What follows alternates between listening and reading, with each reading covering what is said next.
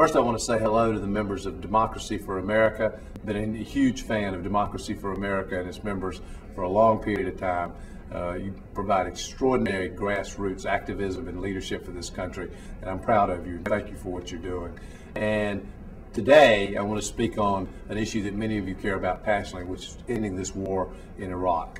Recently, I received a petition from DFA and its members and thousands of heartfelt comments about what we should be doing about this war and how we should be ending this war and stopping the escalation of the war. I just want to read a few of the comments that I got. Peter Coburn wrote, "Escalation is not a new strategy. This is the same old failed strategy. We really do need something new." Karen Palmer wrote, "The voices of dissent regarding the occupation of Iraq are growing even louder. It's apparent that our president will not listen to his own advisors or public opinion. We need to all work together to stop him now, before his actions lead us into yet another Middle East quagmire."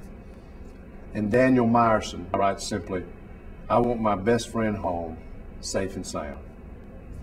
Thank you to all of you for writing. And you've asked the presidential candidates to speak directly to this issue and ending the war in Iraq and stopping the escalation of the war. Let me tell you what I believe. I think Congress should use its funding authority, its constitutional funding authority, to draw down the troop level in Iraq. It ought to be kept initially at 100,000, and then they should use the funding authority to force George Bush to steadily bring troops out of Iraq so that all combat troops are out of Iraq in the course of about a year or so. We also should have already used the funding authority of the Congress to stop an escalation of this war, which is an enormous mistake. America needs to be leaving Iraq. We need to be shifting the responsibility directly to the Shia-led government, Maliki and the Shia-led government, and the Sunni leadership. There's no military solution in Iraq. A political reconciliation is the only solution.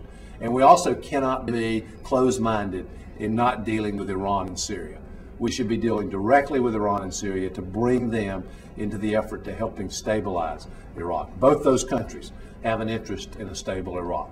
But the bottom line is America needs to be leaving Iraq. And I might add, it is not enough to debate whether we're going to debate and give speeches.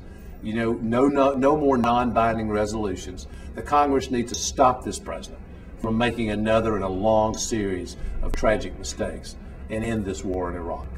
So I want to say thank you to all of you for speaking out. Thank you for your passion on this issue. Thank you for organizing at a grassroots level and building a movement to try to end this war in Iraq, and for helping build a movement to deal with all the big issues that matter in this country. We need to rebuild America and strengthen America from the ground up, not just from the top down. And you're absolutely critical to that. And I admire and respect you for that. And I thank you on behalf of my country.